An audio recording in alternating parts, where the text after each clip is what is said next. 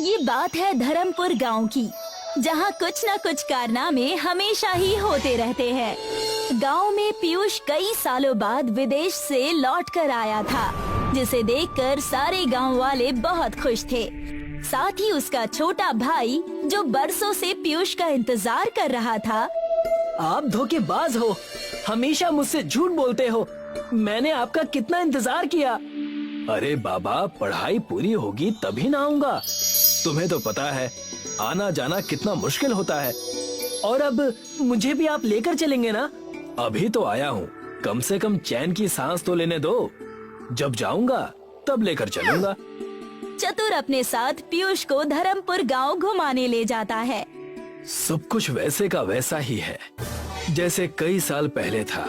कुछ नहीं बदला। ना बिजली आ रही है, ना पानी की समस्या का हल हुआ है। ये तो कुछ भी नहीं है। गांव वाले बहुत भोंदू हैं, इन्हें कुछ पता नहीं है। इसी गांव में रह रहकर इनके तौर तरीके बिल्कुल वैसे के वैसे ही हैं। तुम्हारी पढ़ाई कैसे होती है? मैंने 12th तक की पढ़ाई शहर जाकर कर ली, क्योंकि उसके आगे वहाँ कोई पढ़ाता ही नहीं था और ना ही कोई पढ़ना चाहता था। नहीं पढ़ना चाहते मतलब? कम बच्चे होने की वजह से सारे स्कूल बंद हो गए। जैसे ही चतुर और पीयूष पूरा गांव घूमते हैं, पीयूष गांव की बुरी हालत देखकर सहम जाता है। और ये रहा चौराहा, ये भी वैसा का वैसा ही है। तभी वहाँ पर साइकिल से मनोज अपनी पत्नी के साथ आ रहा होता है। उसे देखकर पीयूष कहता है, अरे मनोज चाचा, पहचाना आपने मुझे? मैं पीयूष, आज ही विदेश से आया। अरे कैसे हो पीयूष बेटा? चतुर तुम्हारी खूब सारी बातें करता है। तो चाची को कहाँ से फिल्म दिखा कर ला रहे हो? क्या होता है ये कौन सा नया खेला आया है खेलने के लिए? ये कोई खेला नहीं है, एक बड़ा सा पर्दा होता है और वहाँ आपको लोग करतब करते हुए दिखेंगे, जो असली नहीं होता। अच्छा, अब हमें क्या पता पीयूष बेटा। चलो मैं चलता हूँ। मनोज के वहाँ से जाते ही पीयूष संकोच में पड़ जाता है। मुझसे मेरा डमरूपुर गांव इस तरह नहीं देखा जा रहा। मुझे इनके लिए कुछ करना है। आप क्या करना चाहते हैं? मैं इन गांव वालों को भी वैसा जीवन देना चाहता हूँ जैसा शहर का हर एक आदमी जीता है। लेकिन आप करेंगे क्या? पीयूष अपने कमरे से एक बड़ा सा सफेद पर्दा निकालता है और चतुर से कहता है, इस सफेद पर्दे से मैं लोगों को बड़ी सी फिल्म दिखाऊंगा। अगर आप सच में ऐसा कर देंगे तो इस गांव के बच्चों और सबका भविष्य कुछ और होगा। लेकिन इसे चलाने के लिए हमें एक बड़ी सी बैटरी चाहिए। आप उसकी चिंता मत करो, पास ही के गांव में ट्रैक्टर से खेती होती है। उनकी बैटरी हमारे यहाँ रखी हुई है, हम उसे इस्तेमाल कर लेंगे। पीयूष चतुर के साथ मिलकर गांव के चौराहे में बड़ा सा सफेद पर्दा लगा देता है और चतुर जाकर बैटरी लेकर आता है। लेकिन इसे हम चालू कैसे करेंगे और लोगों को दिखाएंगे क्या? इस प्रोजेक्टर में पहले से ही कई सारे फिल्म्स और जानवरों की जानकारी है। इसमें खेतों का फायदा कैसे हो, जमीन उपजाऊ कैसे बने, उसकी भी जानकारी है।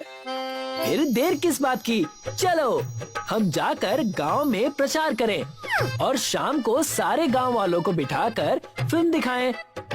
चतुर और पीयूष पूरे गांव वालों को इकट्ठा कर अपना ओपन थिएटर चालू करते हैं, जिसे देखकर लोग आनंद ले सके। ये पर्दे में क्या होने वाला है? बाद में हम नहीं धोने वाले, पहले ही बताए रहे हैं। इसे धोना नहीं है, ना कुछ करना है। आप सब जाकर पर्दे के सामने बैठ जाइए। जैसे ही थिएटर चालू हुआ, उसमें शेर की जोर से दहाड़ने की आवाज आई। शेर, शेर, भागो! अगर हम जिंदा बच गए तो पीयूष और चतुर तुमको छोड़ेंगे नहीं, ये बात याद रखना। अरे रुक जाओ, इससे कुछ नहीं होगा। रुक जाओ, आप सबके फायदे की ही बात है। यहाँ रुकने से आपको ही कुछ नया देखने और सीखने को मिलेगा। रुक जाइए। पीयूष की बात सुनकर सारे गांव वाले रुक जाते हैं और फिर से उस सफेद पर्दे के सामने बैठ जाते हैं।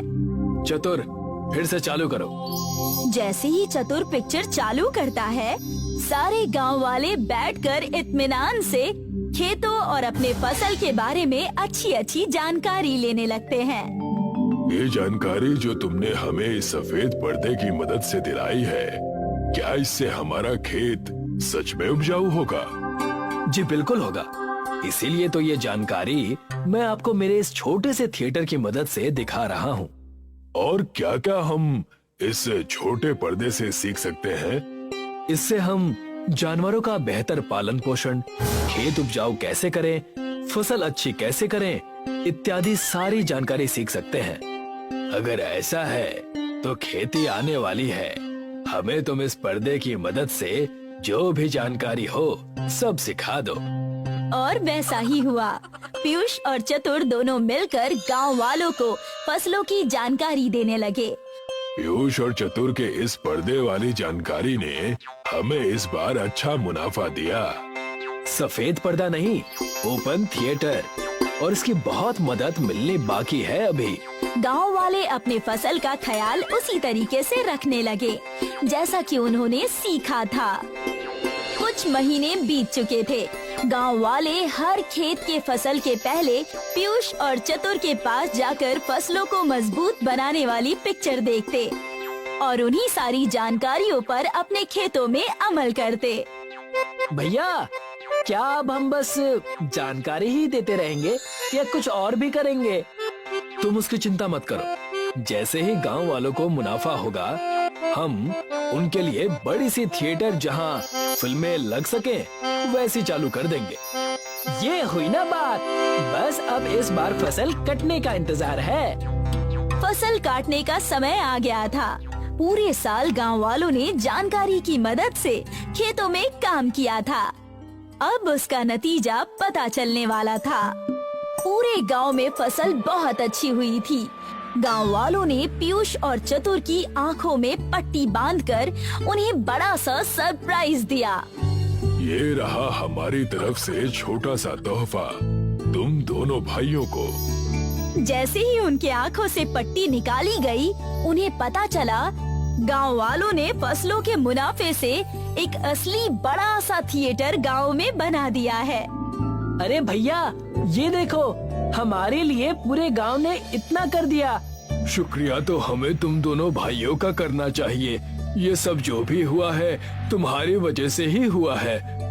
गांव वाले पीयूष और चतुर का शुक्रिया अदा करने लगते हैं और उस थिएटर में सारे गांव वाले मिलकर कई सारी फिल्में देखते हैं और अच्छी अच्छी जानकारियां हासिल करते हैं।